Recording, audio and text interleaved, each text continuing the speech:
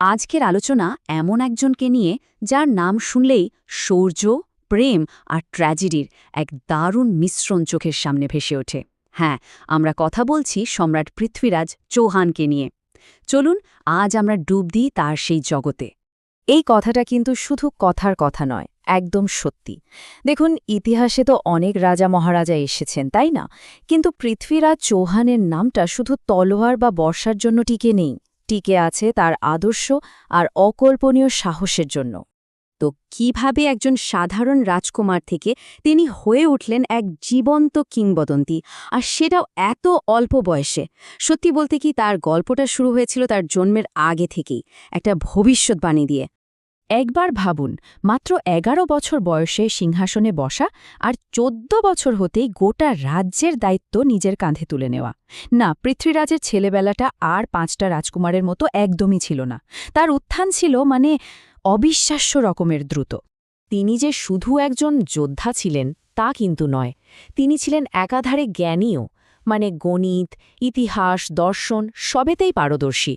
কিন্তু তার আসল যে স্কিলটা সবাইকে চমকে দিত, সেটা ছিল শব্দভেদী বাণ। ভাবা যায়, চোখ বন্ধ করে শুধুমাত্র শব্দ শুনেই লক্ষ্যভেদ করা।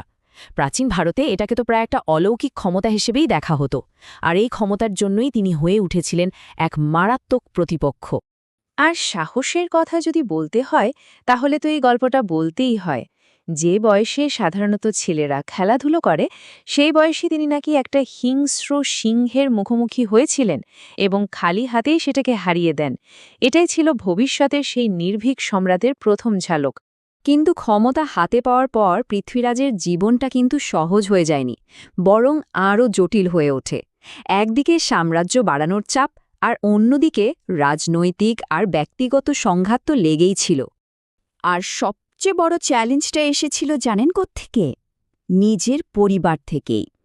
চাচাতো ভাই নাগার্জুনের মতো আত্মীয়রা বিদ্রোহ করে বসে, কিন্তু তরুণ পৃথ্বীরাজ খুব কড়া হাতে সেই বিদ্রোহ দমন করেন, আর সবাইকে বুঝিয়ে দেন যে তার বয়স কম হতে পারে, কিন্তু তার শাসনকে চ্যালেঞ্জ করাটা মোটেই বুদ্ধিমানের কাজ হবে না।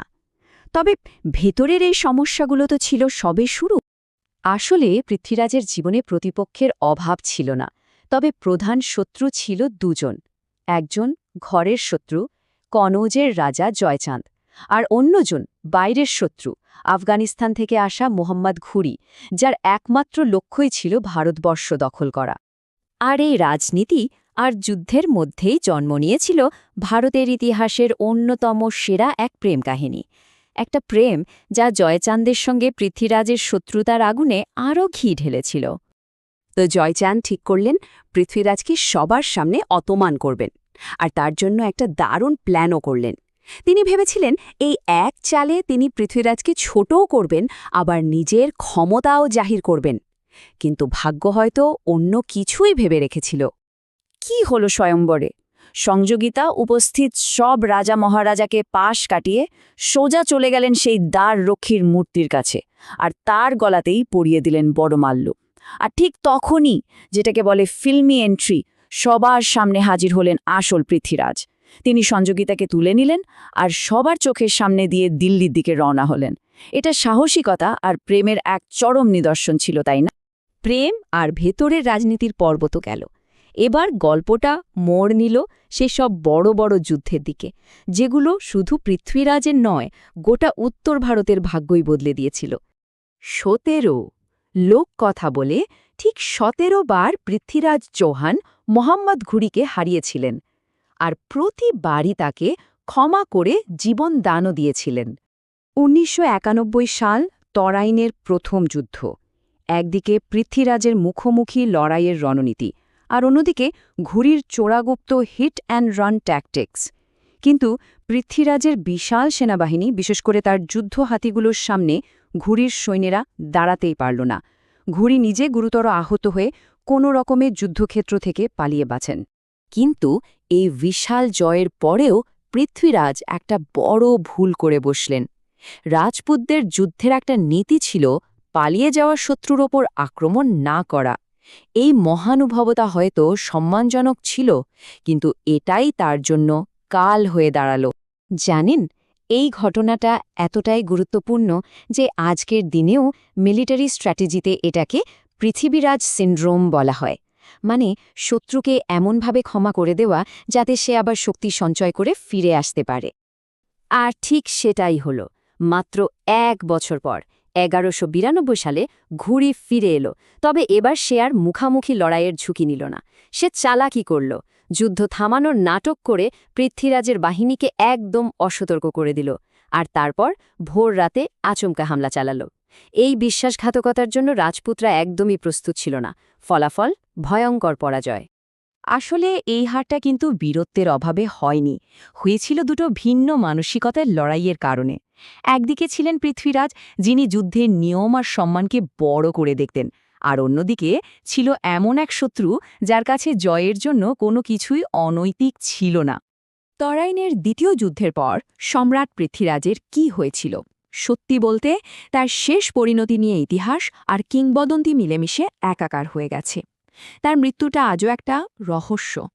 মূলত ৩টে আলাদা আলাদা ভার্সন শোনা যায়। কিছু ঐতিহাসিক মনে করেন তিনি যুদ্ধক্ষেত্রেই বীরের মতো লড়তে লড়তে মারা যান। আবার কেউ বলেন তাকে বন্দি করে নিয়ে যাওয়া হয় এবং পরে হত্যা করা হয়। কিন্তু সবচেয়ে মশহুর যে গল্পটা, যেটা আমাদের সবার মনে গেঁথে আছে, সেটা এসেছে পৃথ্বীরাজ রাস মহাকাব্য থেকে, এক অবিশ্বাস্য প্রতিশোধের গল্প। এই প্রতিশোধের গল্পটা যুগ যুগ ধরে আমাদের অনুপ্রেরণা জুগিয়েছে, এটা সত্যি। কিন্তু ঐতিহাসিক প্রমাণগুলো একটু অন্য কথা বলে। রেকর্ড বলছে মোহাম্মদ ঘুরির মৃত্যু হয়েছিল ১২০৬ সালে, মানে পৃথ্বীরাজের মৃত্যুর প্রায় ১৪ বছর পর। তাই শব্দভেদে বান দিয়ে সেই প্রতিশোধ নেওয়ার গল্পটা সম্ভবত একটা কাব্যিক কল্পনা, যা বীরের প্রতি ভালোবাসার প্রকাশ। পৃথ্বীরাজের এই পরাজয়ের প্রভাব ছিল বিশাল। এর ফলে চৌহান সাম্রাজ্যের পতন হয়। দিল্লির ক্ষমতা চলে যায় ঘুরির সেনাপতি কুতুবুদ্দিন আইবকের হাতে, এবং ভারতে দিল্লি সুলতানি শাসনের গোড়াপত্তন হয়। বলা যেতে পারে এই একটা যুদ্ধই উপমহাদেশের ইতিহাসের মোড় ঘুরিয়ে দিয়েছিল। যুদ্ধক্ষেত্রে হয়তো তিনি হেরে গিয়েছিলেন, কিন্তু ইতিহাসে তিনি হারেননি। পৃথ্বীরাজ চৌহান আজও আমাদের কাছে অদম্য সাহস, আত্মসম্মান আর জাতীয় গর্বের এক মূর্ত প্রতীক।